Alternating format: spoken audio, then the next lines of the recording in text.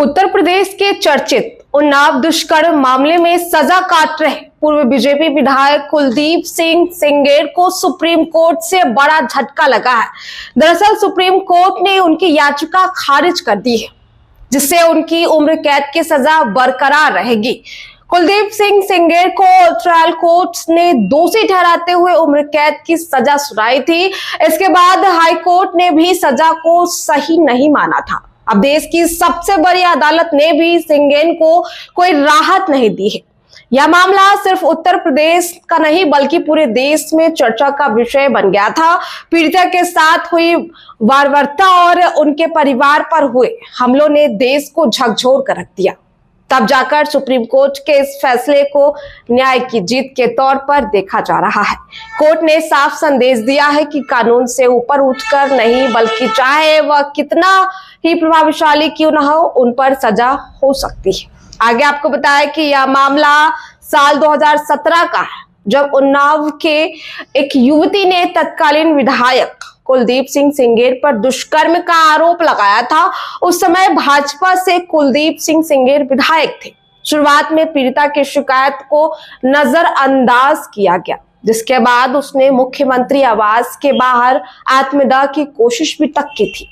फिर मामले की गंभीरता को देखते हुए सुप्रीम कोर्ट के आदेश पर इसकी जांच सीबीआई को सौंपी गई और सुनवाई दिल्ली की अदालत में कराई गई। ट्रायल कोर्ट ने कुलदीप सिंह सेंगर को दोषी ठहराते हुए आजीवन कारावास और 25 लाख रुपए जुर्माने की सजा सुनाई थी, जिसे हाई कोर्ट ने भी बरकरार रखा। सुप्रीम कोर्ट में अधिवक्ता अंजलि पटेल और पूजा शिल्पकार ने भी याचिका दायर की, जिन पर सुनवाई की तारीख निर्धारित नहीं हुई है।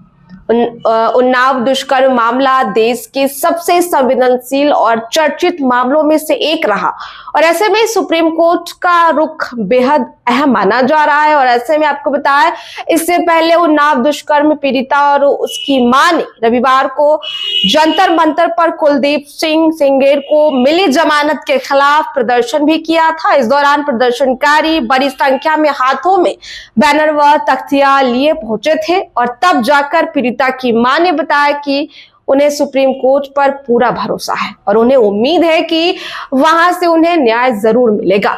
उन्होंने बताया कि उन पर केस वापस लेने का दबाव भी बनाया जा रहा था। हम बिना डर के अपनी कानूनी लड़ाई लड़ना चाहते थे और इसके लिए उसे सुरक्षा की जरूरत भी है, ये उनका कहना था। पीड़िता ने कहा, मैं मुख्यमंत्री योगी आदित्यनाथ से अपील करती हूँ कि मुझे इस तरह की सुरक्षा दिए जाए जिससे मैं निडर होकर अपनी लड़ाई लड़ सकूं। जिसके बाद ये नया मोड़ आया और अब सुप्रीम कोर्ट ने भी साफ कह दिया है कि इस मामले में कोर्ट नरमी नहीं बरतेगी और कोर्ट ने कहा कि अपराध अत्यंत गंभीर है और समाज का इस पर गहरा असर भी पड़ रहा है। इस फैसले के बाद यह साफ संदेश है कि कानून के ऊपर कोई नहीं है, चाहे वह कितना भी ताकतवर क्यों ना हो। क्योंकि जब ये घटना हुई थी उस समय बीजेपी से विधायक थे कुलदीप सिंह सेंगर, लेकिन अब उनको राहत कहीं से भी नहीं मिल रही। उसके बाद अब कई ऐसे बयान भी सामने आ रहे हैं, लेकिन अब जो फैसला है वो तो हो चुका है। फिलहाल इस खबर में इतना ही। आपकी क्या राय है हमसे जरूर साझा करें, हमारे कमेंट बॉक्स में अपनी राय जरूर रखें। ऐसी अपडेट्स के लिए देखते रहें द एक्टिविस्ट। बहुत बहुत शुक्रिया।